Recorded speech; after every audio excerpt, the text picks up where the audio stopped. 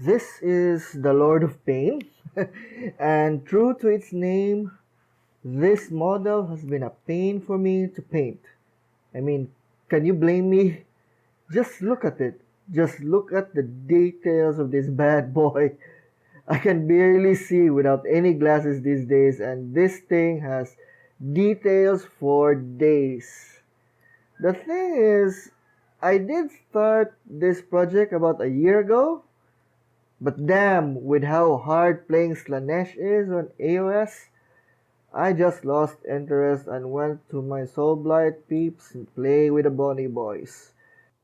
So what has changed? Well, for one, I'm nearly done with all my undead kit, and it's really high time for me to go back to Slaanesh. Then the recent change updates to the game has really bring new life to the faction. I have to say that I was really hoping that we would get a Beast of Chaos treatment to our White Dwarf. Unfortunately, the new ability doesn't really help us stand up, but interestingly enough, it does open a new type of gameplay. So hear me out. I know that this new ability isn't really that powerful, but it does mean that it is viable for us to bring in an army without bringing extra models. This is great for people who are in a budget or who hate bringing stuff that has a big chance of not being used. Well, at least now we can either play summoning or collect depravity to unlock more powers. The new General's Handbook 2022 is also bringing some new life to the game. The battle lines gain the Galician veteran trait. This trait makes it easier for models in the back line to attack enemy units even if it is beyond their weapon's range. Think of it like your models have the ability to tag each other. If a friendly model in the unit touches an enemy unit, then the back line can also hit the enemy regardless of their melee range. This opens up new reinforcement possibilities for models with more than 28mm bases, like your Crypt Horror, Crypt Flyers, or maybe those ogres that you want to reinforce. The GHB also introduces two new battalions that can bring a new twist to the game. One battalion gives a GV unit an ability that when you contest a terrain, each model counts as 3 models. The other battalion gives troops an additional 1 damage if they hit a JV unit. Let me tell you something. This new rule has gotten me excited for my army. The first thing on my mind was that yes! Finally, I can reinforce my pain bringers and all of them can hit a unit. Of course, this also means that they are now weaker since bounty hunters will have an easier time killing my pain bringers.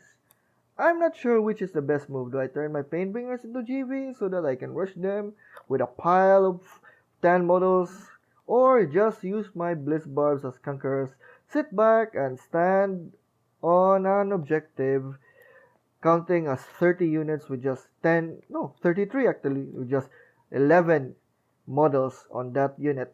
Well, one thing is for sure, I will have fun experimenting on them all.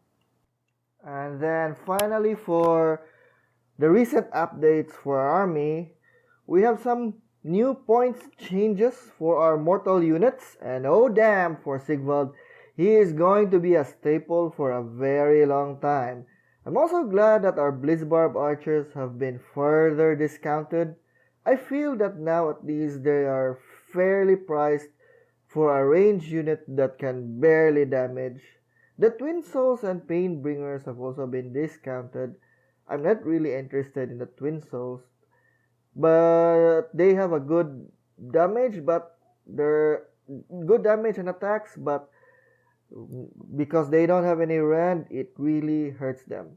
Still, with these new points, I'm afraid my current pile is not enough to fill up a 2k army. And finally, I can imagine just looking at how many models I'll be able to field. At last, Slaanesh now feels like they are an army when playing AOS. Okay, so let's go back to the Lord of Pain. And what have I done so far? to my model. To stay on theme with my Slaanesh army, which originally was intended to be an evil Burning Man festival type of army, I wanted to capture the color of a night party. So I'll be using blues, gray, orange, and magenta mostly as the colors for this model. Of course, this is originally planned and things can still go wrong. The first thing I had to do was zenithal the model. I wanted to give depth to his skin because what I want to give him is some sort of otherworldly pallor on him. Next, I applied pale skin all over his skin, which is, upon my current experience, I now realize that I should have just put in normal flesh color instead of putting pale flesh first. But it's okay though, he still looks like an alien, so I can work with that. I then proceed to color his crotch area with blue because I wanted that area to stand out, so I can pick this bright color to drive the eyes there. For the leather, I just use black Templar contrast paint to give it a shiny sheen all over it. I then use German orange because I thought this paint I had, I bought this paint and I barely used it yet. And for his hair and frills in his weapon to see what exactly will happen if I applied it there. At first, I was disappointed because the orange wasn't so bright as what I imagined it, but after some time and looking at real life dyed hair color from other people, I realized that it gave a very tribalistic look to it and it makes it look realistic. So yeah, I didn't change it at all. The real hard part is painting the metals. That's because while most of the metals are silver, the edge of his shoulder guard, his steel toe, outer symbols, and buckler was painted in gold. I didn't want to mess this part up because fixing these two colors once mixed would be kind of a challenge. And as for the silver, to prevent it from looking very shiny and fake, I had to mix Abaddon Black and Vallejo Silver as a midtone. Then the Abaddon Black, I dabbed them on the dark areas of the silver while the two mixed colors were placed mostly on the metallic area. And then the pure silver I used as highlights on the metallic parts to give it more edge. Finally, I glued all the parts and then applied gloss varnish all over my model. I then spent one day to let the varnish dry and spent some time marveling at my current progress. Honestly, I was just worried that I would mess up my next process, so I just took some pictures to see before everything goes wrong. So then, because I wanted to see what would happen, I applied magenta shade oil all over the model.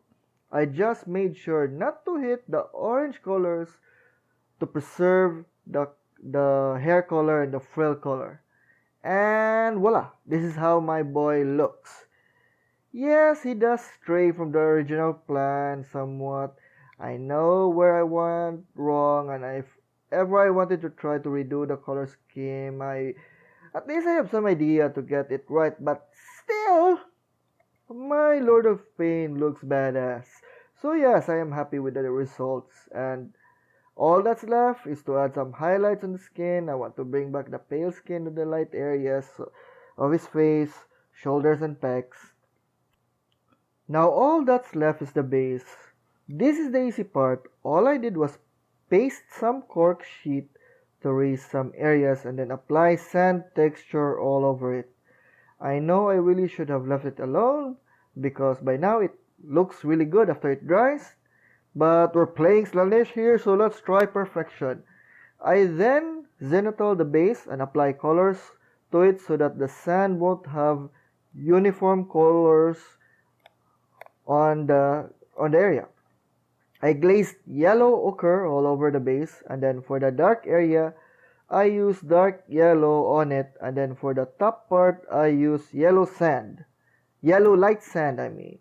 I also dry brush the base with yellow light sand so that the rim would look like the sands were spilling out of the base. And here it is. My army finally has a hero. I hope you enjoy watching me slowly build my forces.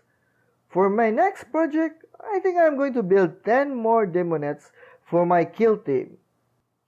So if you enjoyed this video, let me know through the comments below, and don't forget to click like, subscribe if you haven't subscribed, and until then, see you.